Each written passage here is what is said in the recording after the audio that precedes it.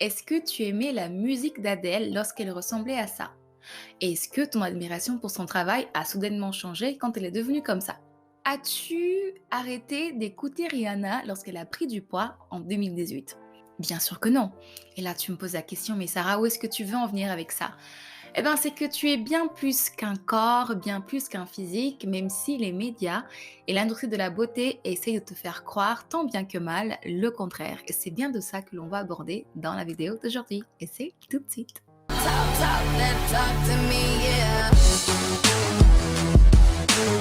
Hi babes, how you doing? Comment ça va? Bienvenue au Woman Talk That Talk. Je suis Sarah et je suis là pour t'aider à être 1% meilleur qu'hier. Aujourd'hui, j'ai envie de te parler d'un sujet qui nous concerne toutes et tous, bien sûr, surtout avec l'arrivée très prochaine de l'été, des jours ensoleillés, de la plage, aussi des maillots de bain et des mini-jupes.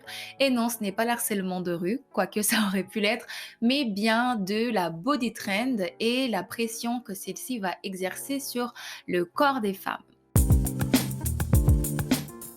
Quand on parle de body trend, c'est en fait on va dire un corps, une image que la société va placer en fait sur un piédestal et qui va dire voilà, maintenant pour être à la mode, être à la page, voici le corps qui est tendance. Et maintenant, surtout avec les médias sociaux, les tendances TikTok, on voit que ça tend à changer énormément, mais on reste quand même autour de le culte un peu de la minceur. On veut tout être mince, avoir un ventre plat, surtout avec le retour des looks des années 2000.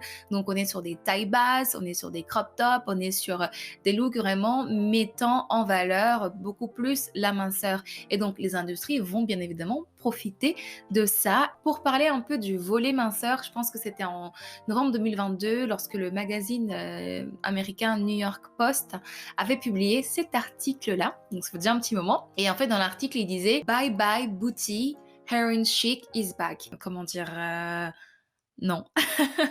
Non, je ne suis pas la seule qui a été un peu surprise de voir que l'article a été publié. Mais après, quand vous lisez l'article complet, vous comprenez qu'il y a quand même des nuances et que l'article en question ne met pas forcément en valeur la minceur en elle-même. Je pense que le titre était un peu un titre à clic.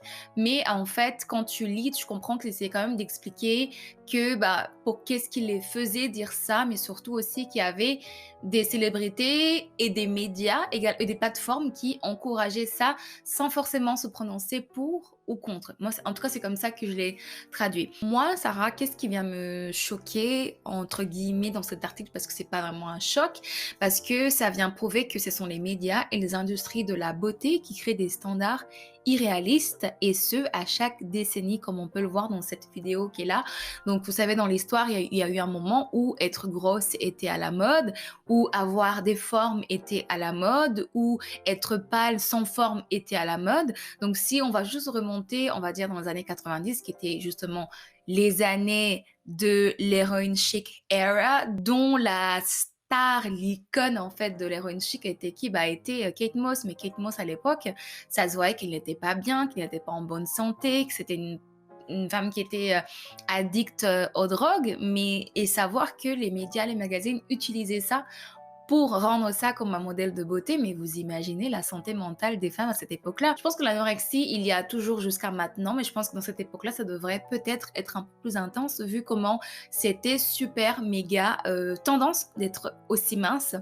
Et où je voulais en venir, je vais y arriver, c'est que c'était une tendance qui elle-même venait contrer la tendance des années 80, donc la décennie de juste avant, où là, avoir des muscles était à la mode. On passe d'une décennie à une autre, on nous dit la décennie d'avant que faire du sport et avoir des muscles, c'est super bien.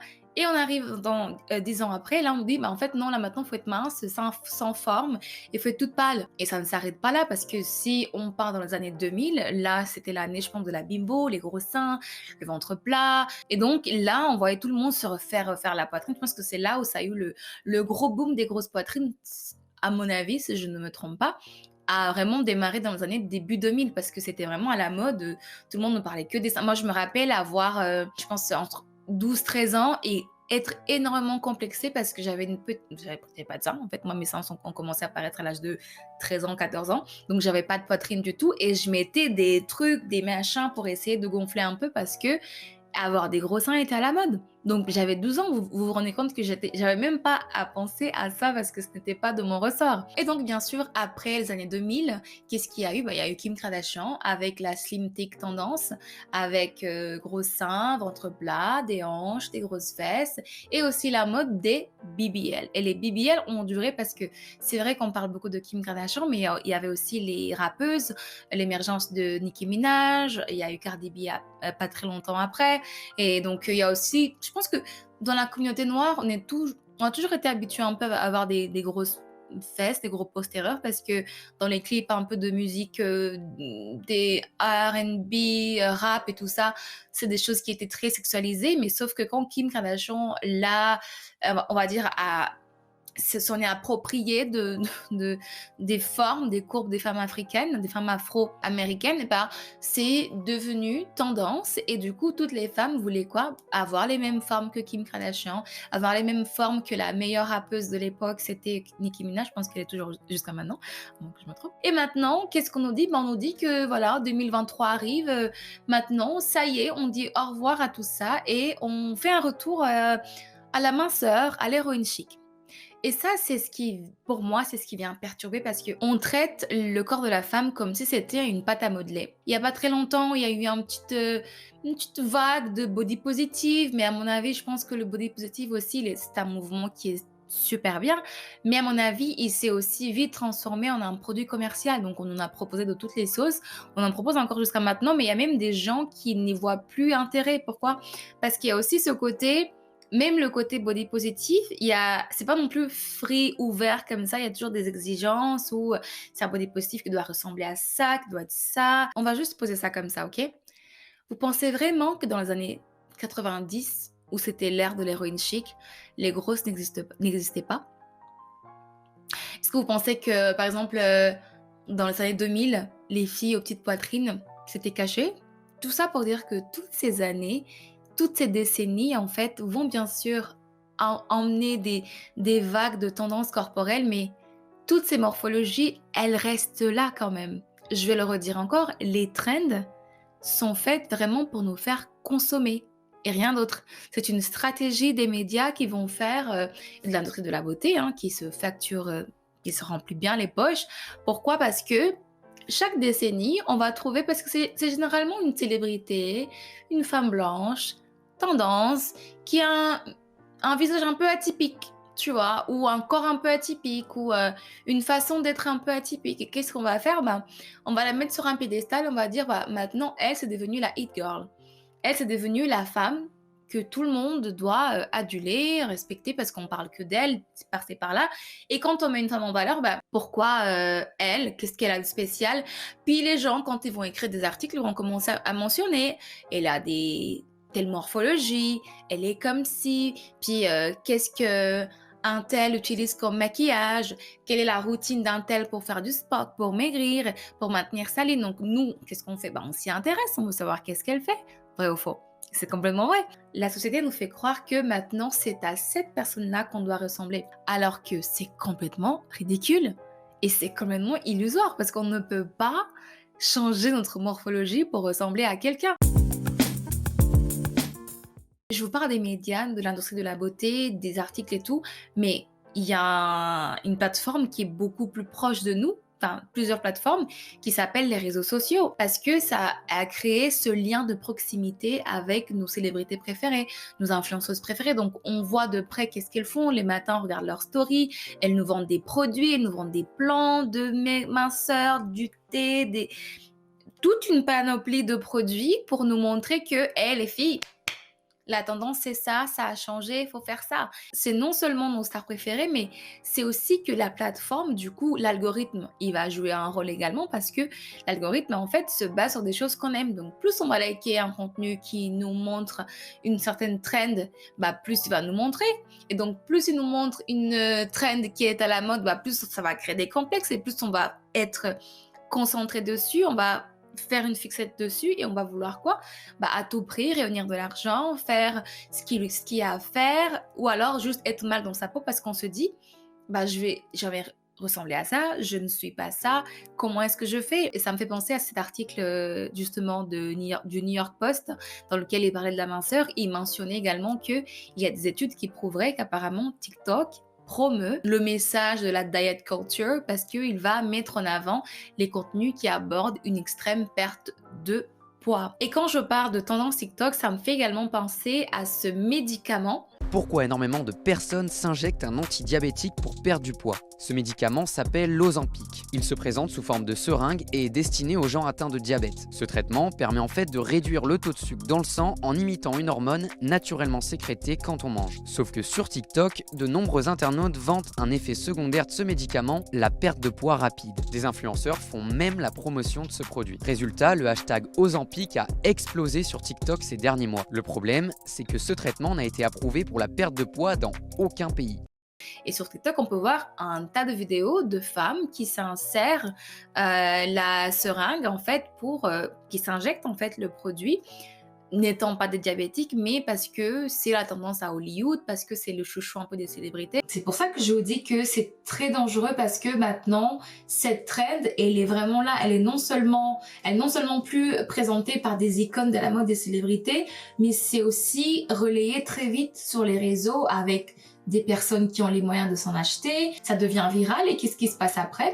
Tout le monde croit que c'est ce qu'il faut faire. Si avant ça prenait 10 ans pour qu'une tendance change, maintenant j'ai l'impression que c'est à tous les 4 matins. En novembre, on annonçait le retour de l'héroïne chic. Maintenant, j'ai vu une actrice apparemment, Léa Michel, c'est ça son nom si je ne me trompe pas, qui en fait va faire une bichectomie. Et donc la bichectomie consiste à enlever la graisse des joues. Et donc là je me suis dit, mais attends, à quel moment on se réveille un jour et on se dit, tiens, j'ai enlevé le gras de mes joues.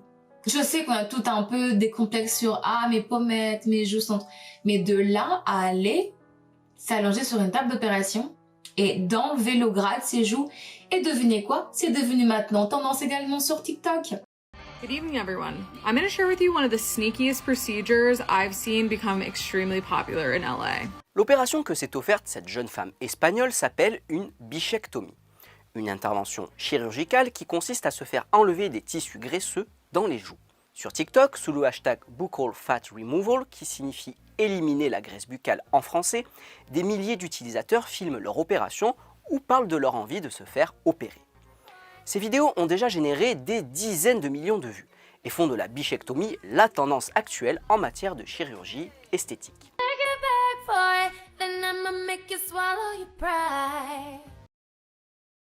Beaucoup de gens le font. Pourquoi? Parce que une célébrité l'a fait. Maintenant, il y a tellement d'influenceurs avec tellement d'argent que c'est devenu tellement accessible. Donc, ils vont faire, il y a un petit groupe qui va faire et puis tout le monde va le voir et ça devient... En fait, moi, ce qui m'exaspère, c'est que ça devient viral. Et quand ça devient viral, forcément, les gens se disent pas, parce que ça crée en fait un espèce de FOMO, genre, est-ce que je passe à côté? Là, tu te poses des questions, est-ce que mon gras, est-ce que ma joue, on va finir comment dans 10 ans? On va finir comment? Selon une étude, 80% des femmes sont mécontentes de leur corps. Mais franchement, moi, ça m'étonne pas du tout parce que quand on voit tous les étés, déjà, on nous bombarde d'astuces et techniques pour perdre du poids. Commençons par là. À chaque fois, il y a une nouvelle traîne qui apparaît de nulle part. Donc, on se pose des questions. Est-ce que mon corps, il est vraiment bien? Donc, tous les matins, en fait, on se questionne. On se dit, mais est-ce que... Genre, les joues.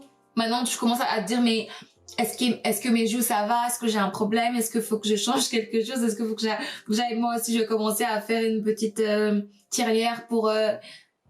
les joues, non. Et c'est ce qui crée la dangerosité des trends, des body trends, parce que ça crée trop d'attentes, ça vient créer une pression, mais une pression énorme sur la santé des femmes, santé physique et mentale. Ça va créer des troubles alimentaires, ça va créer une mauvaise estime de soi. Je pense que c'est pas pour autant que maintenant il y a autant de coachs d'estime de soi, de coachs de confiance en soi, de coachs d'amour de soi, parce que il y a tellement de tensions autour et de pression et d'attentes que finalement, qu'est-ce que ça crée? On va prendre de l'aide, on cherche toujours à avoir plus, à se sentir bien, à se faire rassurer, parce que on a une insatisfaction chronique de notre apparence. Parce que les femmes, nous, on se sent toujours obligées, en fait, à se conformer à ces standards de beauté complètement irréalistes et absurdes. Les filles, il faut vraiment qu'on résiste parce que notre corps n'est... Je pense que toute la vidéo, je vais dire ça. Notre corps n'est pas un trend, n'est pas une tendance, n'est pas une tendance TikTok qui va apparaître du jour au lendemain. C'est notre corps et c'est à nous, en fait, c'est notre responsabilité d'en prendre soin et de le traiter, de ne pas succomber justement à toutes ces attentes, à toutes ces injonctions. Parce que qu'est-ce qui arrive? Ok, parce que non seulement on devient exigeante avec nous-mêmes, mais aussi à l'autre côté, c'est les stars que l'on va aduler, sont les stars qui sont censées ressembler aux standards de beauté. Maintenant, quand elles changent, elles commencent à ressembler un peu à des femmes de la vie normale, ça nous perturbe. Par exemple, en ce moment, qu'est-ce qui se passe? Selena Gomez, hein, qui a toujours été mince dans son adolescence, début vingtaine, maintenant, avec son traitement pour le lupus, bah, elle prend du poids et quand elle a fait une vidéo pour l'expliquer, on s'est moqué d'elle.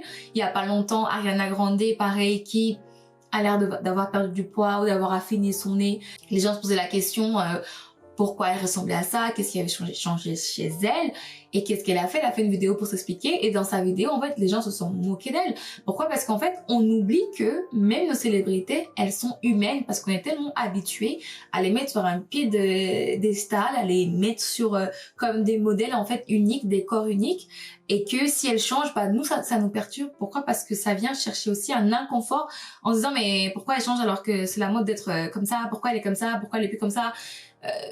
Son nez il a fait quoi, sa bouche il a fait quoi, qu'est-ce qui se passe? Pourquoi? Parce qu'en fait on reste sur un seul modèle, sur un seul standard, alors que des standards il y en a plusieurs comme nos corps, mesdames. En fait on a des corps qui sont divers, nous sommes toutes différentes. Je pense que ici si je pouvais voir toutes celles qui me regardent en ce moment, vous êtes toutes différentes avec des corps, des poids et des couleurs différentes et c'est très bien comme ça. En vrai c'est ça qui crée le monde, hein. Parce que même si dans toutes ces aires de minceur, de grosseur, de slim thick, de big booty, de je ne sais pas quoi, tout ça en fait, c'est un pourcentage, mesdames. C'est un pourcentage. Je l'ai cité il y a pas longtemps, c'est ça comparé à ça. Parce que le reste de la société, c'est ça en fait. Et là-dessus, tu trouves tout et n'importe quoi. Des corps, des formes, des beautés différentes, des cheveux différents, des textures. Enfin, c'est tellement merveilleux. Donc, je vous invite les filles à résister. Résistons, faisons barrière, montrons notre différence, notre pluralité. Nous faisons partie de cette société. Et nous aussi, nous avons une tendance. Elle s'appelle fichez-nous la paix. Laissez-nous tranquille avec vos injonctions et mon corps, ma trend. Répétez ça bien, mon corps, ma trend. L'été, il arrive. J'ai envie que vous soyez super bien dans votre peau selon votre image du moment. Si vous pensez que vous avez envie de maigrir, faites-le parce que c'est votre choix.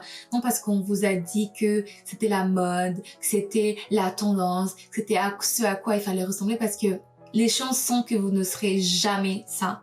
Et moi, j'aime bien dire que on est parfait lorsqu'on le décide.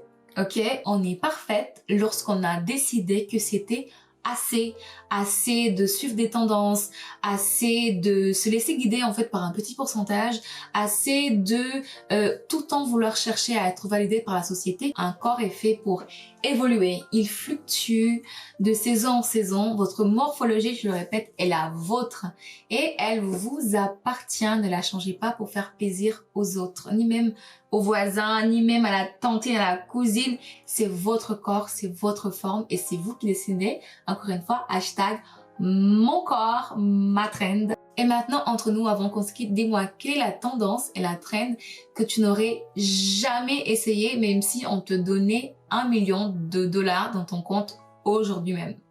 J'ai envie de savoir ça. En attendant, je te dis, prends bien soin de toi, on se retrouve prochainement. N'oublie pas que la série sur la trentaine est actuellement en disponibilité sur audio uniquement et on parle de plein de choses, plein de sujets intéressants qui aident une femme à faire une transition de la vingtaine à la trentaine. Alors, je te retrouve là-bas ou ici la prochaine fois. Prends soin de toi, salut. Bye.